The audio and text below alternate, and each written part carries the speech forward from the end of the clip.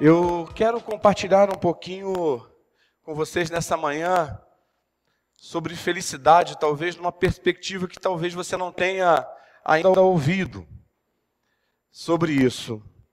Na verdade, eu quero caminhar entre dois termos e ver a ligação desses dois termos, que é generosidade e felicidade.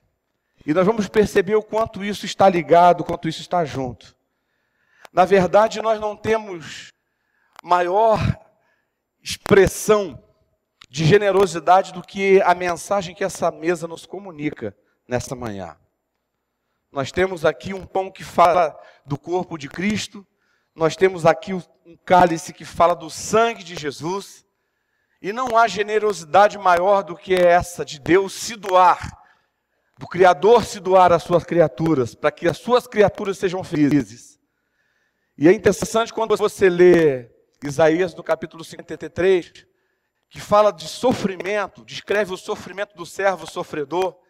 Ao fim, ele diz assim que ele viu o que realizou e ficou satisfeito, ficou feliz. É mais um sinal para nós de que a generosidade, ela pode sim ser o caminho da felicidade. Bem, só que nós vivemos algumas crises. Nós somos frutos de uma sociedade extremamente consumista, não é assim? Somos estimulados. Nós vivemos num país que se orgulha de ser o país que criou a famosa lei, a lei de Gerson, de levar vantagem em tudo. Por sermos o país do jeitinho, né? Somos brasileiros e nos orgulhamos disso. É o jeitinho brasileiro. Por conta de tudo isso, nós temos a tendência de associar realização e felicidade a números. Eu estou feliz quando eu conquisto números, cifras. Relacionamos o sucesso, a realização, a felicidade, a posses. E principalmente na área financeira. Isso não acontece? Você é uma pessoa bem-sucedida quando você alcançou seu primeiro milhão. Não é verdade? A busca de quem está no mercado de trabalho é furiosamente ir nessa direção de conquistar dinheiro. No domingo passado, Pedro Afonso, esse distinto jovem aqui à minha direita, ele em seu sermão aqui, ele nos ensinou que a lógica financeira do reino dos homens é diferente da lógica financeira do reino de Deus. Lembra disso? Ele disse que no reino dos homens, a lógica é comprar e vender. O lucro acima de qualquer coisa, a qualquer preço, a qualquer custo. E no reino de Deus, a proposta é diferente. É dar e receber. Não sei se você lembra disso. E quando nós vamos para as Escrituras, nós vamos lá para Atos 20, 35, lá nós encontramos uma declaração muito especial, apenas um versículo que diz assim: há mais felicidade. Alguém quer complementar? Em dar que receber. Você busca a felicidade, você busca a realização. Aqui existe uma pista nas Escrituras dizendo o seguinte, que há mais felicidade em dar que receber. Essa afirmação de Paulo aqui, citando os ensinamentos do próprio Senhor Jesus Cristo, ela põe em xeque os conceitos de felicidade que nós construímos. Esses conceitos de felicidade que estão sempre ligados a acúmulo de bens, a projeção pessoal, a dinheiro, a riquezas. Baseado nesse texto aqui, nós podemos afirmar que a real felicidade na proposta do reino de Deus reside na generosidade. No dar, no dar-se, no entregar-se, na disposição de dar e doar. Se baseia na atitude de repartir, de compartilhar, de contribuir, sem a expectativa de receber. Sem a expectativa de receber. Mesmo conhecendo o princípio das Escrituras, que fala sobre que é o princípio da semeadura. Tudo que o homem semear, ele vai colher. Mas mesmo sabendo disso, A verdadeira felicidade reside no dar, sem essa expectativa. E foi isso que Jesus demonstrou no evento da encarnação e no evento da cruz. Ele se deu. E não exige nada em troca. Quem aqui recebeu Jesus como Senhor e Salvador da sua vida já? Você foi obrigado a isso, né? Algum anjo com uma espada desembainhada de fogo te pegou pelo gogó e falou assim, se converte sem vergonha. Foi assim, não? Não foi. Mesmo sem a perspectiva do resultado, ele se doou. É dessa generosidade que nós estamos falando. E como funciona para nós, na prática, essa generosidade que gera felicidade? Ela tem a ver com entrega. Com entrega.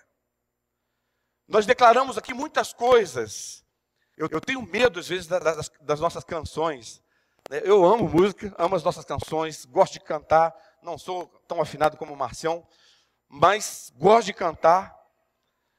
Mas a gente se compromete de muitas formas. A gente faz tantas declarações, principalmente declaração de submissão ao senhorio do Senhor.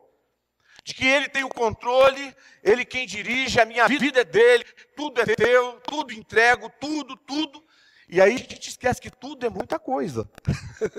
É muita coisa.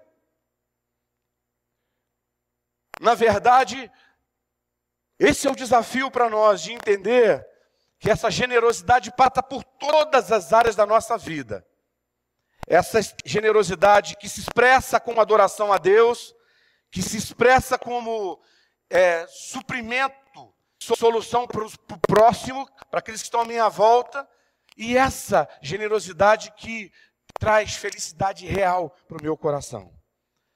Mas dentro dessa totalidade, eu quero me deter numa área que a gente fala pouco sobre ela, que é nessa questão de contribuição, de dízimos e de ofertas, a generosidade nesse campo. Dar dinheiro na igreja tem sido uma prática cada vez mais questionada, não é verdade? Não é assim? Até a gente precisa conversar sobre isso, porque a gente vê coisas erradas, fala mal das coisas erradas e não fala do jeito certo, não é verdade? Então nós queremos falar do jeito certo. E essa dificuldade, esse questionamento tem a ver com abuso de lideranças religiosas que são de caráter duvidoso, aquela suspeita de que os recursos que são destinados a uma causa acabam, às vezes, no bolso de apóstolos, de bispos, pastores. Minha classe, às vezes, é meio complicada, né? Muitas pessoas que se sentem desestimuladas à contribuição financeira por conta disso. Outras porque se sentem enganadas, às vezes são desafiadas com um propósito, contribuem, são generosas, e de repente o negócio toma um rumo diferente, são enganadas. E a gente até percebe no dia a dia que muitas pessoas atualmente preferem fazer o bem sem essa intermediação social, institucional, vamos dizer assim. Agora, é fato, não dá para a gente negar, que as igrejas e as suas ações de solidariedade vivem das ofertas financeiras de seus frequentadores, dos fiéis. Concordam comigo? Vive assim. Uma vez eu fui pastor numa certa igreja e tinha uma pessoa que falava assim, não, eu não contribuo. Eu falei, por que você não contribui? Qual a sua dificuldade? A gente pode esclarecer a Bíblia e tal. Ele falou, não, porque Deus, quem sustenta a obra de Deus é Deus. Mas quem que Deus usa? Quem Deus usa? Deus faz um saque no banco, uma transferência online, um TED, no banco celestial para a conta bancária da igreja. É assim que funciona?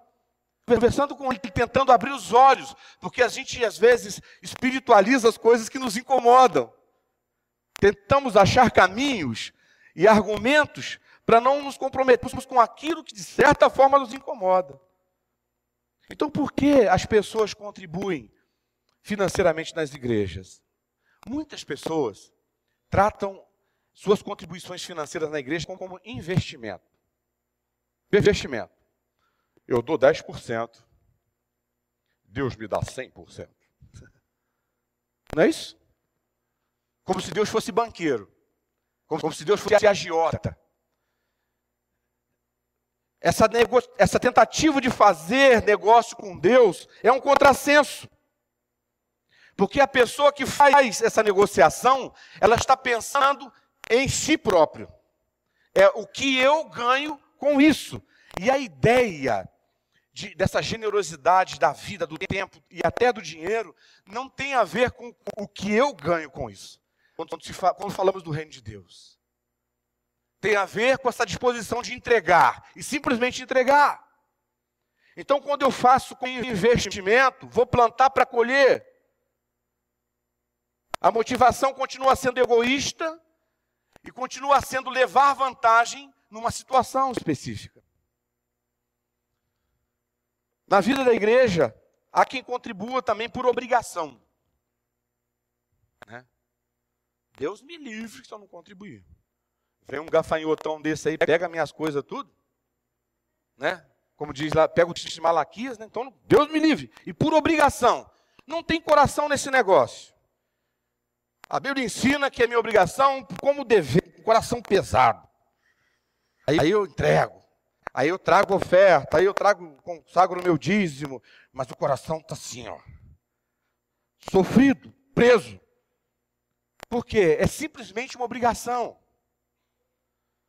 Alguns, mais nobres, doam por gratidão. Pensa assim, olha, é uma boa lógica essa também. Poxa, eu recebo tanto de Deus, não é? Fala a verdade, a gente não recebe tanta graça de Deus. Você concorda comigo? Que eu devo retribuir. E vou contribuir de alguma forma. E nesse caso, essas pessoas que agem assim, elas correm o risco de doar apenas enquanto têm.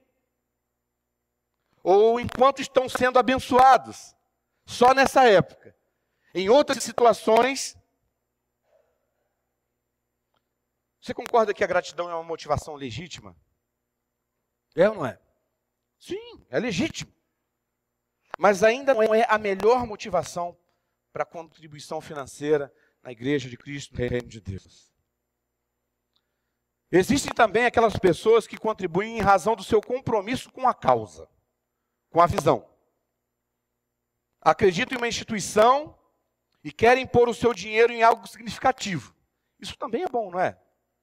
Porque você vai investir numa estrutura, numa instituição que, de alguma forma, você sabe que desperdiça recursos, que faz uma série de coisas, você, não vou.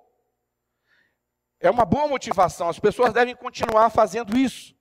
Porque quem diz que acredita em alguma coisa, mas não mete a mão no bolso, no fundo não acredita. Não é verdade? Aí eu acredito. Mas aquilo nunca passa por aqui, ó. Até onde vai essa crença? Muitos também são aqueles que doam por compaixão. Eles não conseguem olhar para o sofrimento alheio, para uma necessidade e sentem as dores do próximo como se fossem suas próprias, seu coração se comove e ele põe a mão no bolso e contribui, e oferta, e doa. Isso é cristão, não é? É um ato cristão, mas ainda não é suficiente. Poucos contribuem por generosidade. Aquela ideia de fazer o bem sem olhar a quem. Doam porque não vivem para acumular ou tesourar para si mesmos. Doam porque não precisam ter muito, estão contentes com o suficiente. E aí eles não conseguem ver alguém sofrendo, tendo, sem ajudar. Isso flui naturalmente. Eles doam porque doar faz parte do seu caráter. Essa entrega. É gente rara, mas existe. O relacionamento com Jesus gera esse tipo de gente. Agora, finalmente, há aqueles que contribuem por piedade. Mas piedade aqui não no sentido de dó, sabe aquela coisa? Estou com dó. Mas piedade como devoção, como gesto de adoração, ato que visa apenas manifestar a graça de Deus no mundo. E essas pessoas financiam causas, mantêm instituições, ajudam pessoas, tratam suas posses como sendo dádivas de Deus, e por isso são gratos e são generosos. Porque entendem que quando entregam dinheiro para uma causa ou entregam dinheiro para alguém, têm consciência de que estão fazendo isso a Deus. E para essas pessoas, contribuir é adorar. É adorar.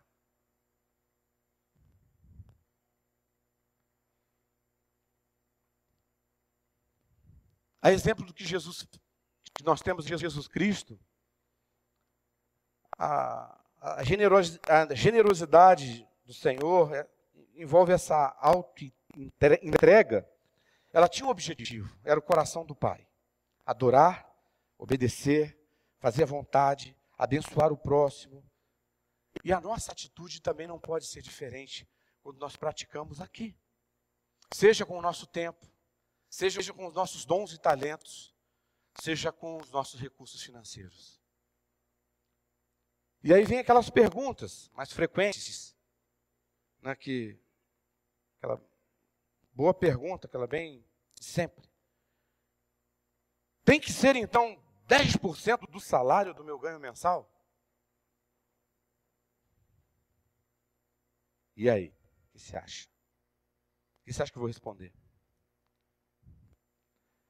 Apesar do dízimo ser um bom critério de oferta, a resposta para essa pergunta é não. E vou explicar por quê. Porque o percentual estabelecido lá na lei de Moisés obedece à mesma lógica de outros 4 elementos de estrutura religiosa do judaísmo. Por exemplo, a consagração da parte era apenas um caminho pedagógico para a consagração da totalidade. Para pegar? A proposta de uma parte é o sinal da consagração do todo. Porque, na verdade, é tudo dele. Tudo dele. Quando nós lemos o Antigo Testamento, nós percebemos que Deus estava associado a um lugar que era o quê? O templo. Estão comigo? Está sendo claro? Beleza. Ele estava ligado a um dia, que era o quê? O sábado, a uma atividade que era o culto, um ritual, e um grupo de pessoas que eram sacerdotes. Ele estava ligado, o sacerdote mediava entre Deus e as pessoas, a presença de Deus estava ligada àquele lugar, àquele templo que tinha sido construído, mas no Novo Testamento, a coisa muda de figura. Deus não habita em templos feitos por mãos humanas. Atos 7, depois você dá uma olhadinha lá. Já não se deve julgar ninguém, como lemos em Romanos 14, pelos dias de festa ou sábados, pois todos os dias no Novo Testamento são iguais. E todos os crentes são sacerdotes que fazem tudo, seja comer, seja beber ou qualquer outra coisa, para a glória de Deus. É dessa forma também que entregar e consagrar os dízimos a Deus era apenas uma disciplina temporária, até que o povo aprendesse que a Deus pertence todo o ouro e toda a prata. A tua reserva financeira, cautelosa, para que você não fique descapitalizado diante de uma emergência na sua vida, pertence ao Senhor. O apartamento que você acabou de quitar, comprou, pertence ao Senhor. Tudo é dele. O princípio dos dízimos e das ofertas visava ensinar que tudo pertence a Deus e deve ser administrado na perspectiva de beneficiar sempre o maior número possível de pessoas, porque isso agrada a Deus. E a entrega do dízimo não é pagar, como Pedro já falou, já frisou bem aqui no domingo passado, mas a entrega dos dízimos, das ofertas, é o caminho do aprendizado da generosidade, que nos leva à prática da justiça, da solidariedade, e também é um compromisso com a natureza missionária da igreja. Porque através da igreja, pessoas carentes têm sido assistidas. E através da igreja, pessoas ao redor do mundo têm sido desafiadas a receber Jesus como Senhor e Salvador de suas vidas. E toda disposição da nossa parte, todo compromisso de consagrar a Deus os nossos dízimos e ofertas, vai produzir exatamente isso. A possibilidade de pessoas que estão sofrendo serem alcançadas, por exemplo, através do nosso instituto. E nós temos visto uma série de exemplos de transformações de realidade. É através desse comprometimento que nós podemos, como igreja, nos orgulhar, no bom sentido dessa palavra, se é que é possível, mas assim, de que nós participamos do sustento efetivamente de 18 campos missionários, como igreja. A felicidade tão buscada, ela vem com o resultado que necessariamente não volta para o meu bolso como lucro, mas o resultado que volta para o reino de Deus, em termos de salvação, de edificação, de cuidado, uma série de outras coisas. E segundo a perspectiva bíblica, quem é solidário não faz conta. Reparte, compartilha, oferta, doa generosamente, sem se preocupar com percentuais. Sem se preocupar com percentuais. E justamente porque seu coração é generoso, se alegra em doar sempre e cada vez mais. E cada vez mais.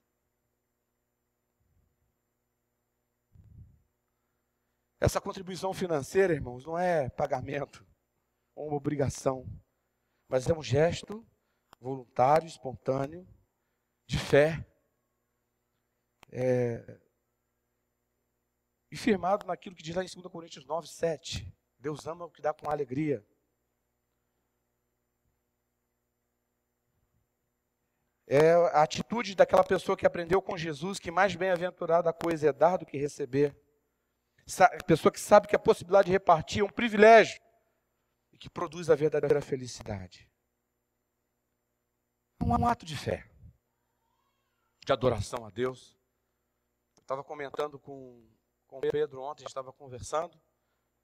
No lugar onde eu pastoreei, tinha um irmão, uma empresa, ele começou do zero a empresa dele, tinha uma Kombi velha e vendia impermeabilizante de piso, e ele aplicava para a pessoa ver se gostava ou não, aí ele vendia. E hoje ele é dono de uma das maiores empresas de tinta e com produtos nessa área.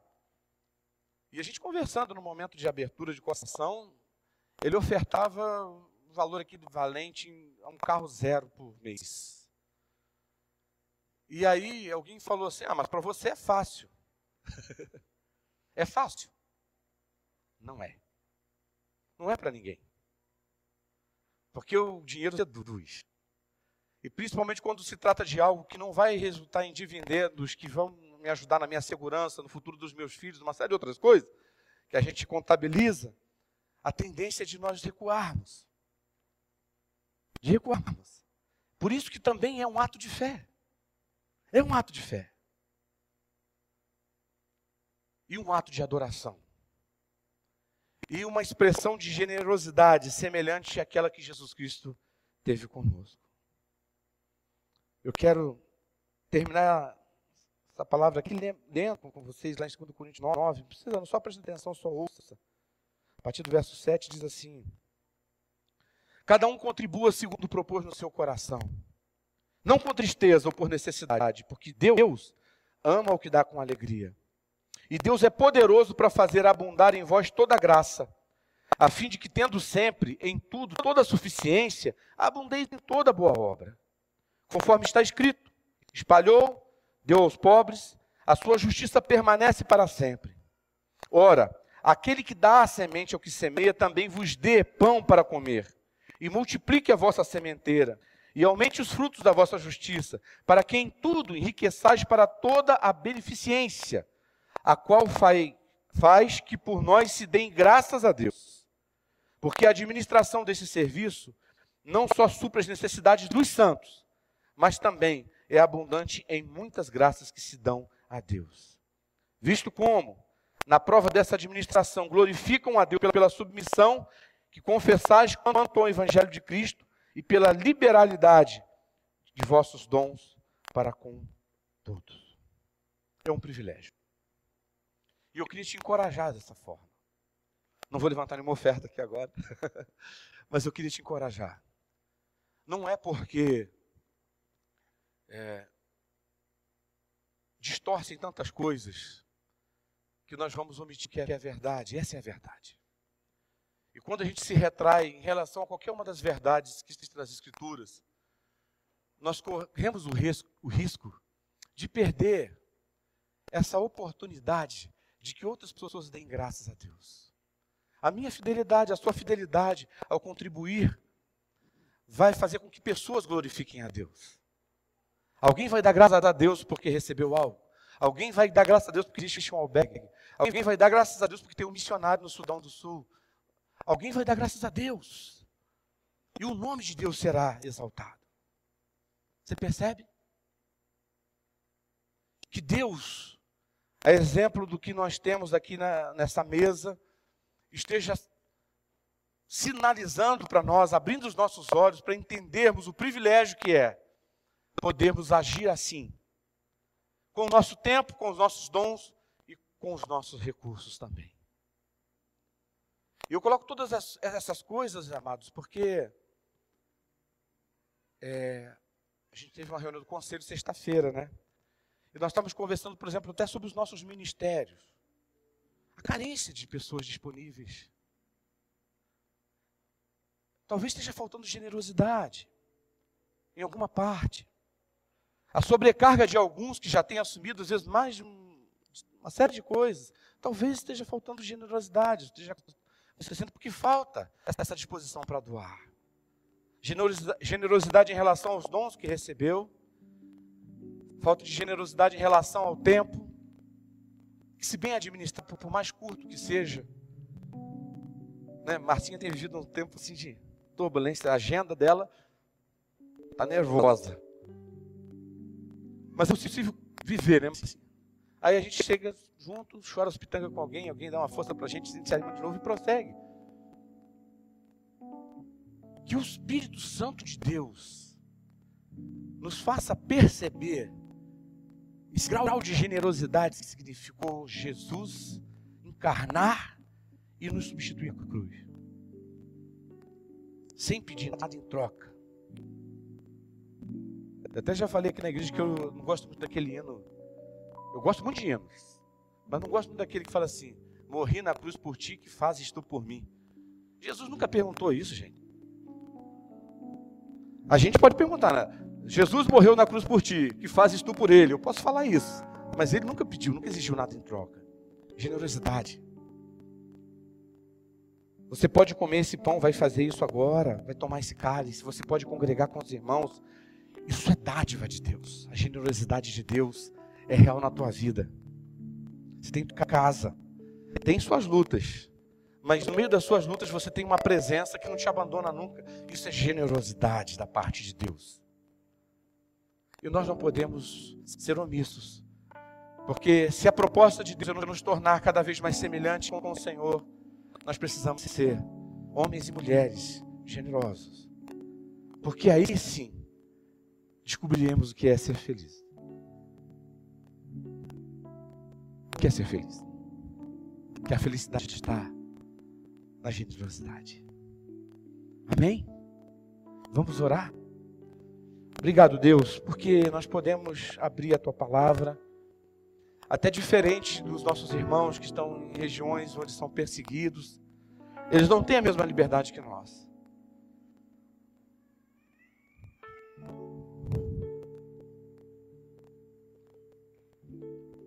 Mas a gente vê, às vezes, e ouve tantas notícias de tanta fidelidade, de tanta generosidade, que às vezes assim, Senhor, nós ficamos até com vergonha, porque nós temos um ambiente próprio, temos tempo, temos os recursos e a oportunidade para ser generosos, e às vezes não somos. E não entendemos, às vezes, a infelicidade que consome nosso coração em alguns momentos. Mas que Teu Espírito Santo trabalhe em nós de uma forma irresistível, irreversível, a ponto de nos levar a uma mudança, onde a generosidade se torne o nosso estilo de vida. Generosidade com o tempo, com os dons e talentos, com os recursos financeiros que o Senhor tem colocado sob a nossa responsabilidade, porque na verdade, tudo isso é Teu. Que ao participarmos da Tua mesa nesse momento, o Senhor sedimente isso no nosso coração e nos ajude a caminhar dessa forma como igreja do Senhor que somos. Nós oramos, Pai, nome doce, precioso, forte do Senhor Jesus. Amém.